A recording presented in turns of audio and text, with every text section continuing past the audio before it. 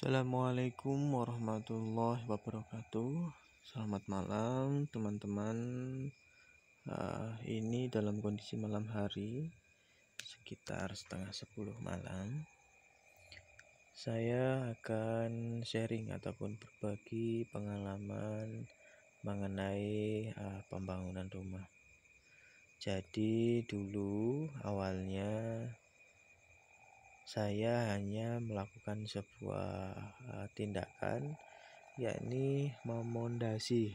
Jadi ini pondasi dulu dengan rumah ukuran bangunan pokok 7 kali 12 ya, 7 kali 12. Belum berikut teras.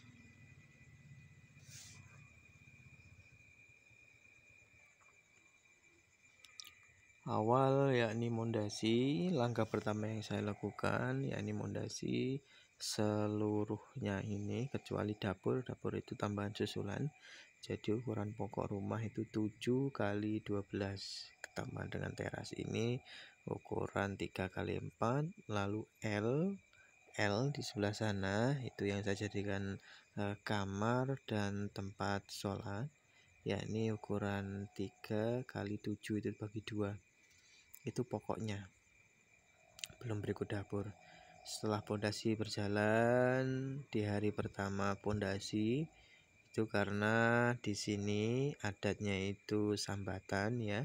Jadi di hari pertama itu sambatan, mengundang saudara, tetangga itu sekitar 25 sampai 35 orang.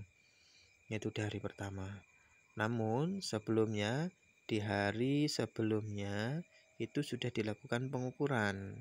Jadi untuk lokasi tanah yang ingin digali ataupun dibangun sebuah pondasi itu sebelumnya saya sudah melakukan pengukuran dengan kepala tukangnya, yakni Kang Tuji yang merupakan mama saya sendiri.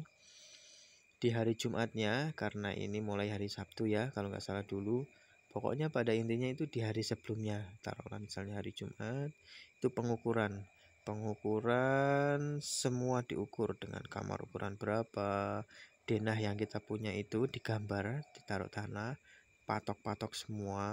Lah, besoknya ketika semua sudah terukur ya kan, besoknya baru sambatan. Kalau istilahnya di daerah saya ini sambatan, dengan mengumpulkan saudara dan tetangga terdekat.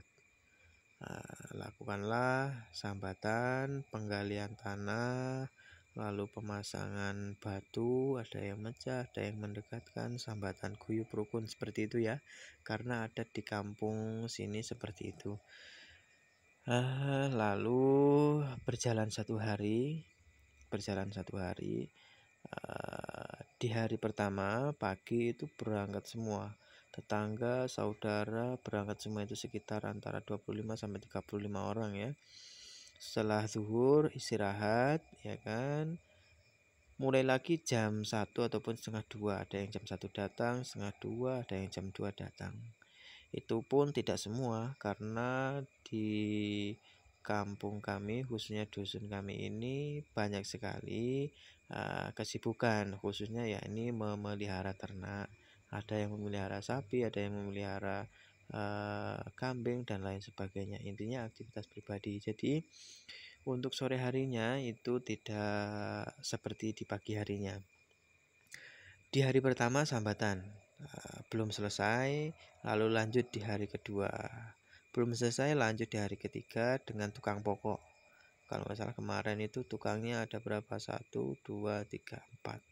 Namun silih berganti, ada yang masih diminta untuk pengerjaan di rumah seseorang, ada yang masih kerja, maksudnya kerja itu tanggungan yang belum diselesaikan, atau ada juga yang masih dalam kondisi rewang di tempat saudara yang tidak bisa ditinggalkan. Jadi untuk tukangnya sendiri sebenarnya banyak, namun ada beberapa yang berangkat, ada beberapa yang tidak berangkat. Jadi silih berganti. Kadang yang berangkat 1 orang, tukangnya kadang 2 orang, kadang 3 orang, seperti itu. Nah, berjalan pondasi ini kurang lebih sekitar 12 hari ya. 12 hari pondasi selesai, lalu langkah selanjutnya saya itu mencari tanah uruk. Nah, kebetulan di belakang rumah saya itu ada yang sedang menggali tanah dengan tujuan yaitu mau dibuat sebuah kolam. Jadi untuk biaya yang saya keluarkan untuk menimbun fondasi ini atau tanah uruk ini alhamdulillah tidak terlalu mengeluarkan banyak biaya jika dibandingkan mencari lokasi yang agak jauh. Kalau pada saat itu ya, setengah tahun yang lalu, taruhlah 1 tahun yang lalu, itu pada umumnya jika kita mengambil tanah uruk 1 rit dari luar itu kisaran harga 250 per 1 rit mobil ya, dump truck. Namun kemarin di sini 1 dump truck itu dihargai 150.000. Namun dengan sebuah kesepakatan saya minta agar mobilnya itu dapat naik ke dalam pondasi, ya kan, ke dalam pondasi, naik ke atas slope-nya itu karena kebetulan sudah di slope semua. Jadi kuat. Setelah kering baru minta untuk naik ke pondasi. Awalnya dari depan sini. Didam di sini, lalu masuk mulai ke dalam teras, lalu masuk ke dalam ruangan. Namun kondisinya masih pondasi semua ya, masih pondasi semua. Masuk jadi untuk memadatkan tanah juga dan untuk lebih mudah. Jadi langsung masuk ke dalam pondasi. Ini memakan waktu sekitar pengurukan ini 5 hari dengan menghabiskan sekitar 21 rit khusus untuk rumah bangunannya, belum dapur karena dapur belum ada pondasinya.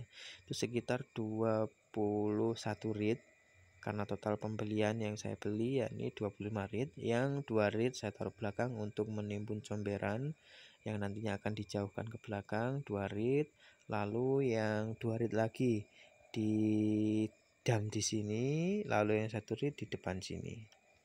Jadi 5 rit. Oh, masih ada lagi yang di sana itu sekitar 3 rit di L yang rencananya buat garasi namun belum jadi. Menghabiskan sekitar 25 rit semua. Lalu setelah penimbunan selesai diratakan. Stop dulu sampai situ, saya berhenti karena keuangan juga belum mencukupi. Sembari menunggu keuangan cukup, lalu kondisi tanah juga sudah padat. Niatnya seperti itu. Kurang lebih berjalan sekitar 6 bulan lebih, hampir 1 tahun lah taruhlah, kurang 1 tahun kurang, barulah mulai ada rezeki, mulai lagi membangun. Diawali dengan membeli material. Untuk keperluan rumah ini saya konsultasi dengan bapak tukang. Kalau untuk bangunan rumah sendiri itu dianggarkan sekitar 20.000 rumahnya saja sendiri. Dan setelah selesai memang tepat untuk bangunan rumahnya saja tanpa dapur itu menghabiskan sekitar 18.000 lebih, taruhlah mendekati 19.000, hampir 20.000, sisa sedikit restanya itu. Namun ketika saya konsultasikan lagi bagaimana jika biaya pembelian bata tersebut diakumulasikan lagi, ditambahkan lagi jika ditambah dengan bangunan dapur. Setelah dihitung-hitung ada sebuah gambaran, yakni perkiraan itu sekitar 25.000 bata. Kebetulan saya ngambil bata bolong ya, bata bolong ukuran 7,5 cm kali 15 cm. Itu yang ada di depan saya itu contohnya itu. Setelah saya beli langsung, saya tumpuk di depan sana. Awalnya di sebelah sana 5.000, lalu sisanya 20.000 saya taruh depan sini.